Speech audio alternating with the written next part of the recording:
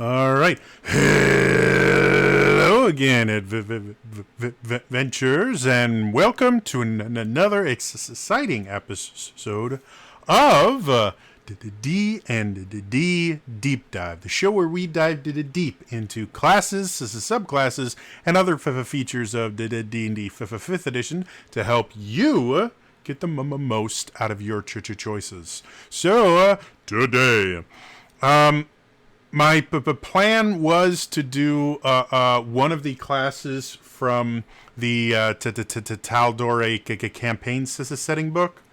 But today a new unearthed arcana dropped that had two dragon-themed subclasses. If you are unaware, my first venture into designing the things for 5th edition was I created a new class for 5th edition called the Dragon Knight with a bunch of subclasses. It's currently a platinum bestseller on the DM's Guild and has been for a couple years. So, dragon themed classes are kind of my jam. So I have to do this. There are two subclasses. I'm going to break them up into a video for each, just to try and keep these to a manageable level. I will get back to the Mercer created stuff, but I have to do this. The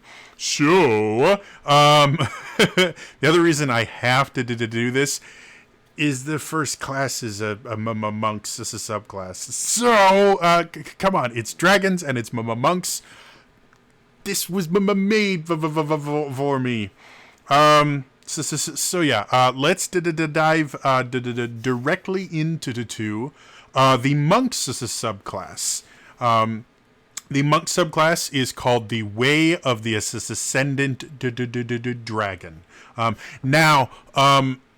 For my Dragon Knight class, I actually had someone ask me, hey, could you make a new subclass? They're called Callings for my Dragon Knight. I think that's what they're called. It's been a while. That uses like giant fists or something, so I could be a punchy Dragon Knight. And my response was, each one of the subclasses is a different subclass because it plays extremely differently. The Dragoon is very different than the Warblade, which is very different than the Defender. So I couldn't really come up, first of all, with an interesting enough dragon weapon for someone using their fists.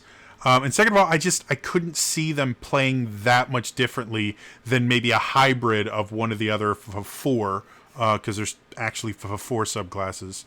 I just couldn't see one playing massively different than the other four, or being a hybrid of the two of the four. So I haven't made like a monk version of the Dragon Knight. So when I first heard that there was a dragon themed monk, super excited. I definitely wanted to see it. Just to kind of remind people how 5th edition works in general as far as design is concerned. Each class is designed to play very, very different and feel very, very different right from the beginning. And they each have this kind of defining feature that makes them play differently. A fighter and a paladin play very differently, unlike previous editions where all your melee classes felt the same, all your magic classes felt the same, up until anywhere between like 3rd and 5th level. So the way they do that is within the first 2 levels of any class, they will introduce the kind of defining aspects of the class. For the monk, the defining aspects of the class itself are the martial arts, which allows it to not only like punch and kick, but it also has a few other weapons that count as monk weapons that they can use this martial arts to do. In addition to that, when they make the attack action and attack with an unarmed strike or a monk weapon, they can use a bonus action to make another unarmed strike, effectively allowing them to dual wield, even if they're just punching. And the damage for any monk weapon or their unarmed strike increases as they get higher levels in the monk class. So there's that. The other thing that's introduced at the second level is Ki. Ki is a special resource. Only monks get it. They have as many key points as they have levels in the monk class, and they use it for just about everything other than basic attacks. When they first get it, they get Step of the Wind, which allows them to basically use their bonus action to dash and give them a few other benefits. They get Patient Defense, which allows them to use their bonus action to defend and take the dodge action, or they get Flurry of Blows, which allows them to make 2 attacks instead of 1 attack after they take the attack action. So monks are very, very heavily bonus action focused, and as we've mentioned quite a few times before, going all the way back to my very first D&D deep dive, monks are built around the idea of controlling the action economy. Everything that they do to really play them effectively has to somehow influence the action economy, whether it's giving themselves more actions through flurry of blows, giving the opponents less actions through stunning strikes, or using patient defense to make them waste actions, even using their reaction to do things like catch missiles or things like that. So any subclass should improve one of those two core features we talked about, which is, again, their martial arts ability, or give them new uses for their key points. And that's where I think this one is a little bit off the mark. So let's actually dive into what it is. Again, it's called the Way of the Ascendant Dragon, and right at 3rd level, you actually get to 2 different things that are kind of going to define this subclass. First thing, you get what's called Draconic Disciple, which gives you a bunch of benefits. When you damage a target with an unarmed strike, so this specifically limits you to unarmed strikes, not any of the monk weapons. Which is a big deal, mostly because if it's a monk weapon and you have like a dagger of poison or something, because I think a dagger could count as a monk weapon. I'd have to look again. Or anything like that where it gives extra damage. This actually will allow you to change the damage to type. Specifically allows you to change the damage type to acid, cold, fire, lightning, or poison. Which is themed around the chromatic dragons.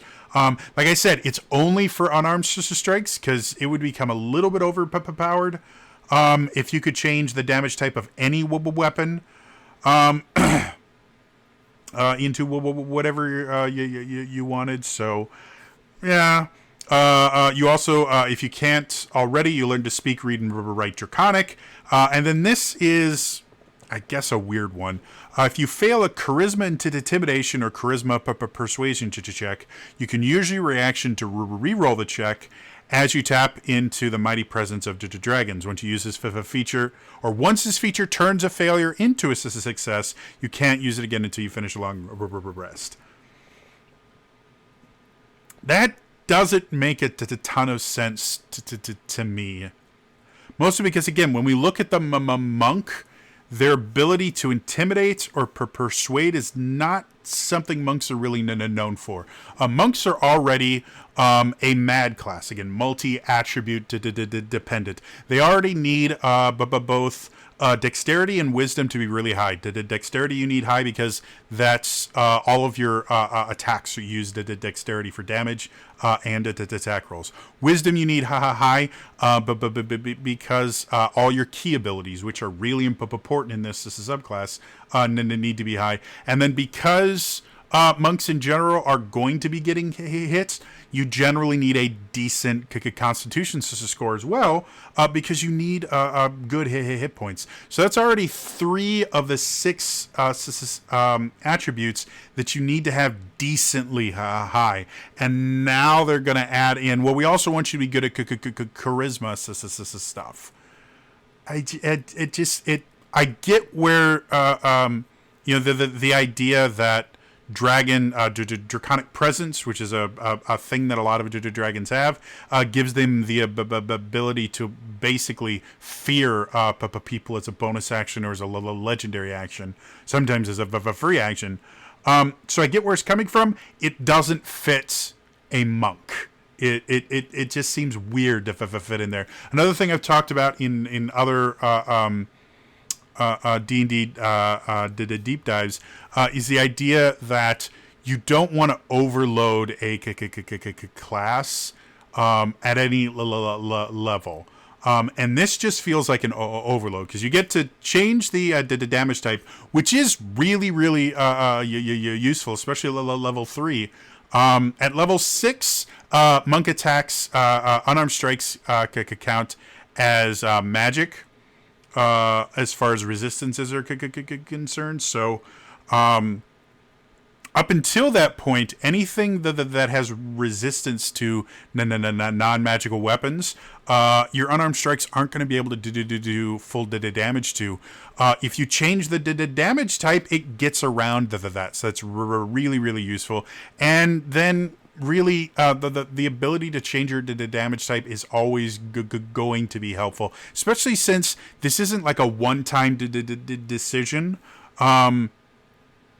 Anytime you damage a target, you get to choose from 5 different damage types, which makes this particular monk incredibly versatile. So you already have that, which is a good ability. Then you get this charisma thing that doesn't make sense. Then you also get this. You get what's called Breath of the Dragon, which is the other 3rd level of ability. And this is where your wisdom score becomes super important. When you take the attack action on your turn, so first off, you have to use the attack action to do this. This is not an action of itself. Really important to clarify that aspect of it. You can replace one of the attacks with an exhalation of draconic energy in either a 20-foot cone or a 30-foot line that is 5 feet wide, your choice. Choose a damage type, same damage as before. Each creature in the area must make a dex save against your key save DC, taking damage of the chosen type equal to 2 rolls of your martial arts die on a failure, or half as much on a success. This is weird for a number of ways. First, a 20-foot cone is a weird measurement. In general, you have 15, 30, 60, 90-foot cones.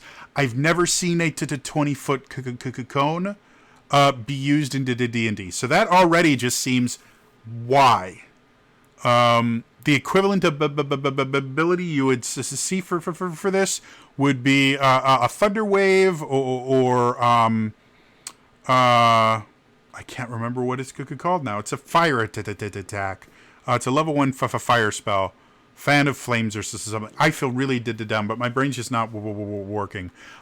Anyway, so those are all 15-foot cones. It's very standard to have a 15-foot cone. So I don't know why they put the 20-foot in there.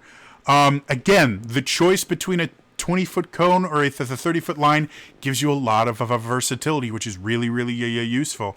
Having this be a save instead of an attack roll can be extremely useful at the third level, because armor classes can be kind of a high depending on the creatures you're fighting. If you do go up against a monster that has, plate armor or something like that, they may not hit very hard, but getting your rolls up to like an 18 or a 19 can be somewhat difficult for a low level character. But forcing them to make saves, low level monsters are going to fail most of their saves. It's just how it works. Especially if you have a decent wisdom score. Now, the other thing about this, you replace one of the attacks. So theoretically, you can do this twice per turn. And because you use the attack action to do it, you can't do the unarmed strike bonus action. But because that requires you attacking with an unarmed strike or a monk weapon. You can use flurry of blows, however, because all that requires is is using the attack action. So you can do these two kamehamehas basically, and then still get two more unarmed strikes. That once you hit fifth level, you can have stunning strike 2 or anything like that. So already this is pretty intense. Again, especially since you already have a fair amount of stuff you can do with this. But it gets better. At 11th level, the damage of your breath increases to 3 rolls of your martial arts die. So right now it's just to 2. So at the third level, I believe third level should be 2d6. But very quickly it's going to turn to 3 to 2d8. And then 3 to d8, which effectively means you have a free the thunder wave without the knockback, and eventually gets up to d10, and then 3d to 12 is a lot for an area attack. And then you can use this feature a number of times equal to your proficiency bonus, and you regain all expended uses when you finish a long rest. So again, at the third level, I believe the proficiency bonus at the third level, I'm going to look before I say the wrong thing, is plus 2. Once you get to 5, it turns to plus 3, and eventually at 17th level, it'll be plus 6. So at 17th level, you can do this 6 times, and each time, it's a D to 10 of damage. I forgot they don't get to D12 anymore. They did in a playtest, I think. So each at 17th level, this is 3d10 damage to every creature in either a 20-foot cone or a 30-foot line. That's a lot of the damage. And it gets better. While you have no uses available, you can spend 1 key point to use this feature again. So that's how it ties into the actual monk abilities, is you can use key to get you extra uses. Now again, this only resets on a long rest, but key resets on a short or long rest. And once you get to decently high levels, especially since you won't be able to use stunning strike with this, you're going to have a lot of key that you can use to be able to just do massive amounts of damage with this. Again, once you get to 11th level, this is effectively using just your attack action. You can do 6d8 damage to 20 foot would be 4, 3, 7, 2, 9 to 10 people maximum. So 10 to times 6 d8. That's a ton of damage for something that you can do multiple times for free, and then you just burn another key point to be able to do it again. And that's kind of where I have the issue, and we'll keep going over this again and again with this as a subclass. It's kind of where I have the issue is this doesn't feel like a monk. This almost feels like my Dragon Knight. Not that I would think that they took any inspiration from that. They've probably never even seen it. But one of the things that my Dragon Knight has is every time you get an ability, you get a new dragon attack. And you have draconic power points to fuel those attacks. So that's kind of what this feels like. Instead of most other monk classes where they just keep adding on to the kind of the monk things that you can do, this is giving you brand new features that really change the core aspects of the class. Breath of the Dragon is not going to affect the action economy whatsoever, but beyond killing monsters very, very quickly, which is not really how the monk works in 5th edition. You can build a very damage, oriented monk, like a striker monk. But in general, that's just not how monks really do well. In general, the monk is going to be going around and setting the rest of the team up for slam dunks, using stuns, taking attacks and the things like that. So this just it feels like whoever wrote this just doesn't understand how a monk works, and I think that's really going to hurt it. Because again, the good design in an RPG gives you choices. Bad design gives you the illusion of choice, but there's always a clearly superior choice. And for the monk, your choices come a lot from what to use your bonus action for, and more often than not, what to use your key for. And if you can use your key to make 2 unarmed strikes, or you can use your key to do this area attack that can hit a bunch of people all at the same time and do a lot of damage, which one are you going to choose? It's always going to be Breath of the Dragon until... first off, all of your attacks are going to be Breath of the Dragon until you run out of your uses. And then most of your key is going to be used for Breath of the Dragon, because it's just superior to just about anything else. And if you're not using it that way, you're going to feel like you're handicapping yourself if you're using the other abilities that are given to you as a monk. Going up to 6th level, you get Wings Unfurled, which is another thing I think is kind of cool. When you use your Step of the Wind, you can unfurl spectral dragon wings from your back that vanish at the end of your turn. While the wings exist, you have a flying speed equal to your walking speed, and you can use this feature a number of times equal to your proficiency bonus. And you regain all expended uses when you use a long rest. When you have no uses available, you can spend a key point to do it again. This is a theme for this class. They tie everything to your proficiency bonus, which is another thing that really isn't done in 5th edition. Either they give you a limited number of uses where they just go, you can do it this many times. Or they will go, you can use this feature a number of times equal to your intelligence modifier or your dex mod or something like that.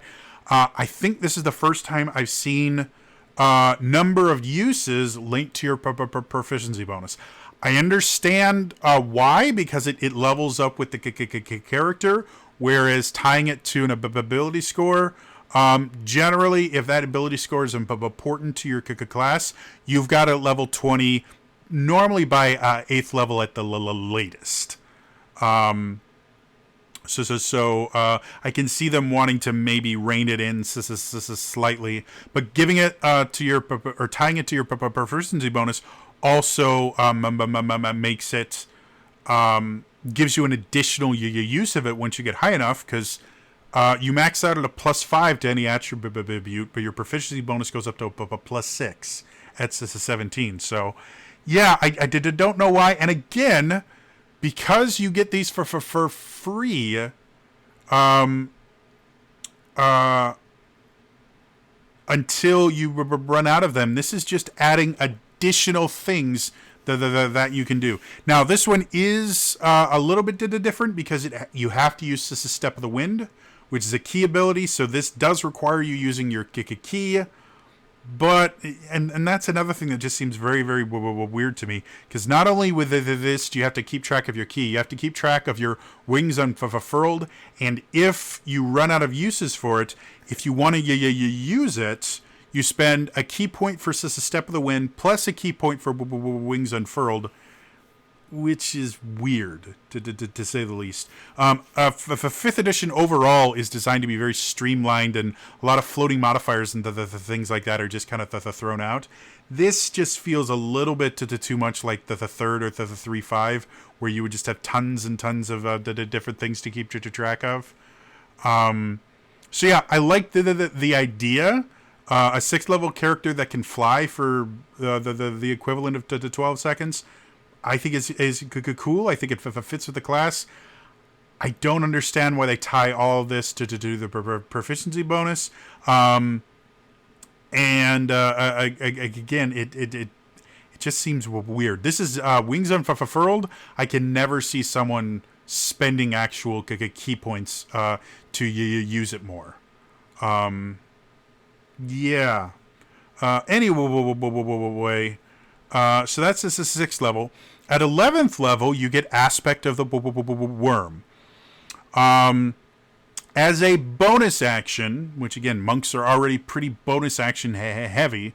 Although with this one, you're not using your bonus action anywhere near as often because you're dragon breathing, and you can't use your auto extra hits with that.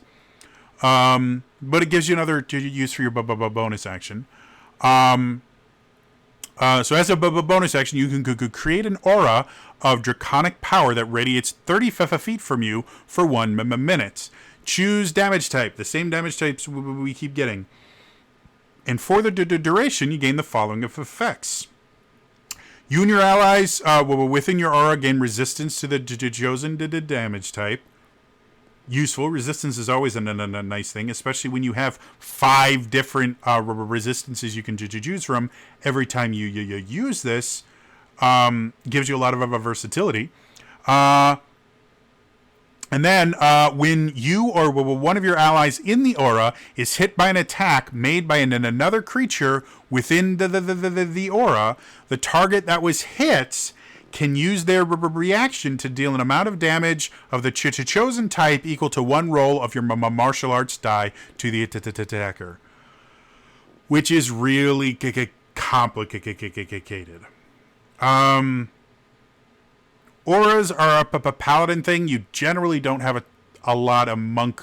I don't think there's a single monk ability that gives you an aura. So that's kind of weird, but auras are the thing. However, in order for this aura to work, both the creature attacking and the creature that they are attacking, which is one of your allies, they both have to be inside the aura, which effectively means you're setting up your group for fireball formation. Now, it is a 30-foot radius aura, which is massive, especially for 11th level. It's a cool idea. I don't know how it fits into the theme or anything like that. Like it just seems weird that now you can cause them to take extra damage. For action economy, this actually does support that because you're giving your team extra actions where they can actually use their reaction. Now, the other thing about this is it doesn't have to be a melee attack, so it can be ranged attacks, it can be magic attacks. It just says it has to be hit by an attack, which generally means it has to be something with an attack roll, not as a saving throw.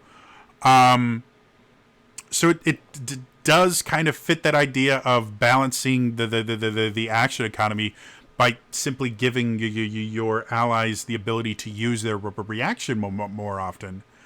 But again, this doesn't feel like the 5th edition monk. It's a really weird ability. There are no dragons that have this ability. It almost feels like they're like, well, we need an 11th level ability. What can we do? Well, what if we just set everyone on fire? Well, why would that be good? Well, if somebody hits them, then they're on fire. Well, yeah, that's kind of cool. And then, like all the other abilities, once you use this bonus action, you can't use it again unless you finish a long rest. So this is a one and done thing, which is nice. But again, the monk has so many other, or this version of the monk has so many other free things it gets. And you can expend 4 key points to use it again, which that's weird, to be blunt.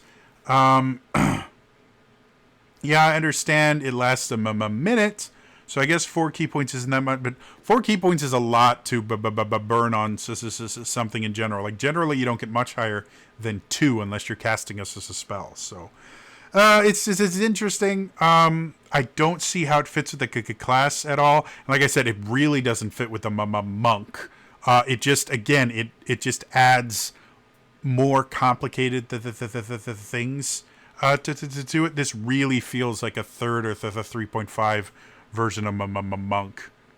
And then the 17th level of ability is called Ascendant Aspect.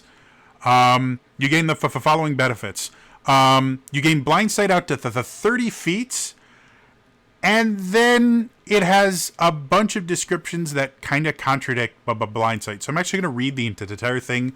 Normally, I try not to read every thing on there because it gets boring, but you got to see how this was written. You gain blind sight out to the 30 feet. Within that range, you can effectively see anything that isn't behind to the total cover, even if you're blinded or in darkness. That's how blind sight works. Though, if I remember correctly, blind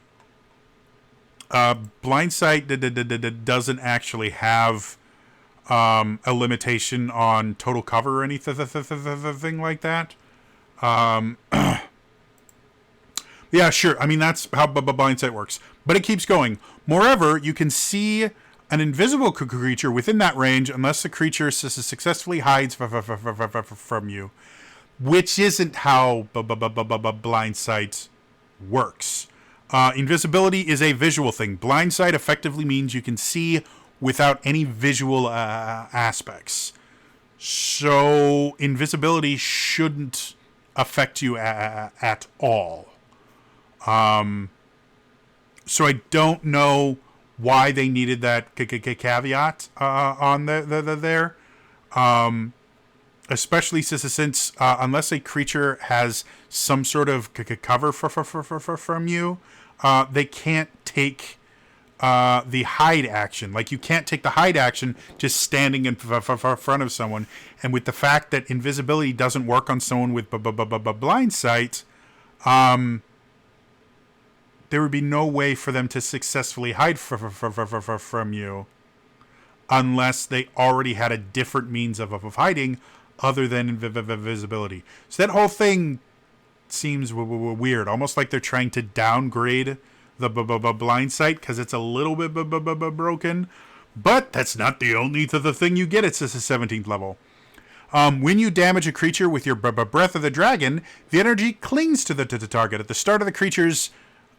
start of each of the creature's turns, it takes damage of the damage type your breath dealt equal to 1 roll of your martial arts die. And then it can, at the end of each of its turns, it can make a save to cancel the effect. So now, not only do you have your 3d10 free attack 6 times every long rest and then a key point afterwards, now it does damage over time as well. Again, this is really turning this version of the monk into a powerhouse that can outclass. This guy effectively could outclass spellcasters, like wizards, as far as the damage is concerned. Just because he can blow through his ki pretty quickly, and then just take a short rest and be back to full. Yeah, now it does a damage over to the time, which is doing a D10 at the beginning of each one of their turns until they make this as a save. Which at this point, if you don't have a 20 wisdom, you're doing something wrong with your monk, because of how important that wisdom score is. I would almost say I would this one I would max out wisdom before I ever touch dexterity, because you're going to be using wisdom a lot more than your dex. That's just how it is. And this isn't all. When you activate your aspect of the Wyrm, Draconic Fury explodes from you. Choose any number of creatures you can see within your aura. Again, this is a 30-foot radius aura, so it's a circle that is 60 feet across. Those creatures each take 4d10 damage. You choose the damage from the thing. No save, they just take damage. So now you can burn aspect of the Wyrm once for free, and then each time after for 4 key points as a bonus action to just do 4d10 free damage to any creature you choose. So this is not like with the Dragon Breath. You actually have to aim it so you don't hit your allies. With this, it's just free damage. So again, this particular monk is 100% designed to out-damage everybody on the table, other than maybe like a really well-played wizard, or a fighter with some crazy magic items, or a barbarian with some crazy magic items. But this is 100% a damage-focused monk, which is not what a monk is supposed to be. This whole subclass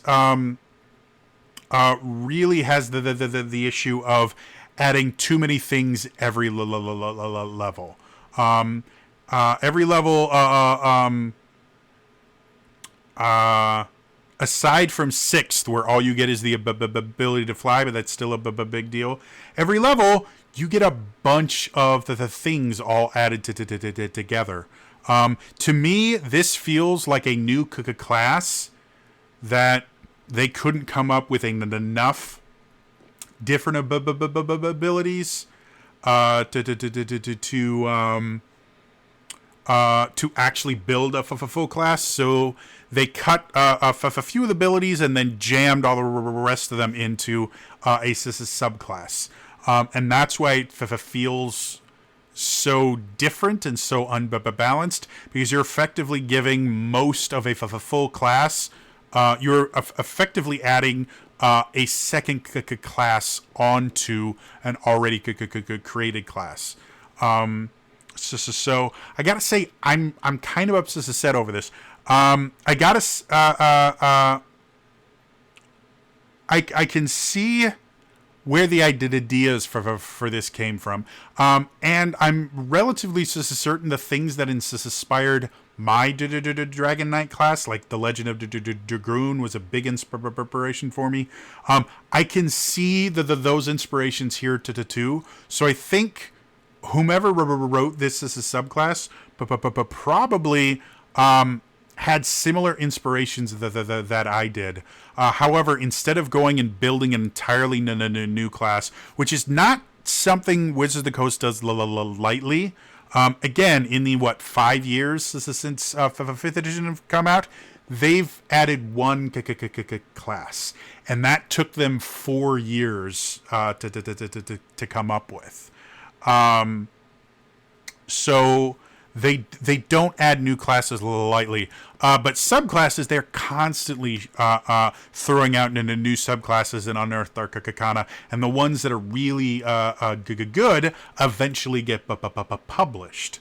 So I can kind of see why they would go this route of basically creating it in a new class and then shoving it into a subclass to get it published. I don't think this fits a monk at all in 5th edition. I would not allow this to be played at my table without some heavy modifications. To be blunt, I could easily turn this into a subclass for my Dragon Knight. Like this would fit my Dragon Knight so much better than the monk. Yeah, it's just wow. I may normally I wait to my outro, but in the comments below, if you guys are interested in seeing this turned into a Dragon Knight subclass, let me know. I don't know if I'll do it. I have I've been having a hard time creating anything recently, and I have a new class kind of on the back burner I've been tossing around. But this screams.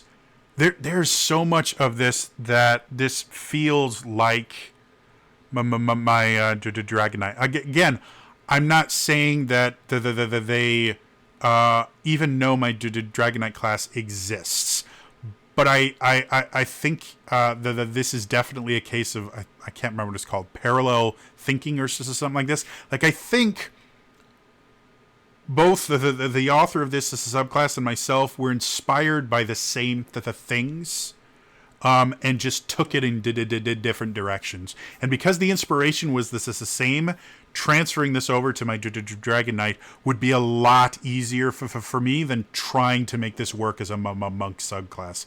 I like the idea of a dragon monk. Dragon Kung Fu is really, really interesting. It's not that, dragons and martial arts are very closely tied. It would make sense to have a dragon themed subclass for the monk. This is not it. If I were to use an actual class for this, wow.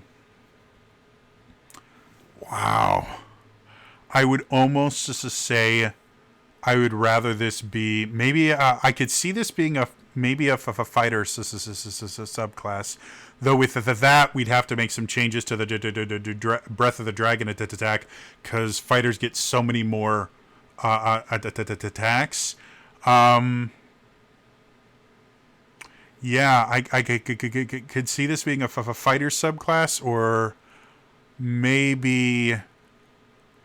I could almost see this being maybe a barbarian subclass as well. Seen as a lot of barbarian abilities kind of fit into that idea of they give you new ways to use your actions to cause immense amounts of damage. And barbarians are meant to be, damage powerhouses, so that would fit more there. Yeah, I like the idea behind it. I want a dragon-based monks as a subclass. This is definitely not it. However, in the comments below, what do you guys think about this? Do you have ideas for the things that you could see this being a dragon, or there being a dragon monk? Because again, I'd really like to see a dragon monk. And like I said in the comments below, also let me know if you want to see me to turn this into a Dragon Knight subclass.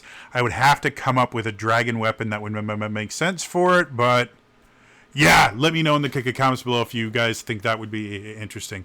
As always, if you enjoy this, but please hit that like button. It means a ton, not only to me, but allows other people to see this as well. Also, if you enjoy stuff like this, feel free to hit that subscribe button. I try to put out at least two videos a week, and once Tasha's Cauldron of Everything drops, I will be exploding this channel with content from that. So yeah, hit that subscribe button. Hit the notification bell if you want to be able to see these as soon as they come out. Otherwise, that's all for me today, and I will see you guys next time. All right, bye bye.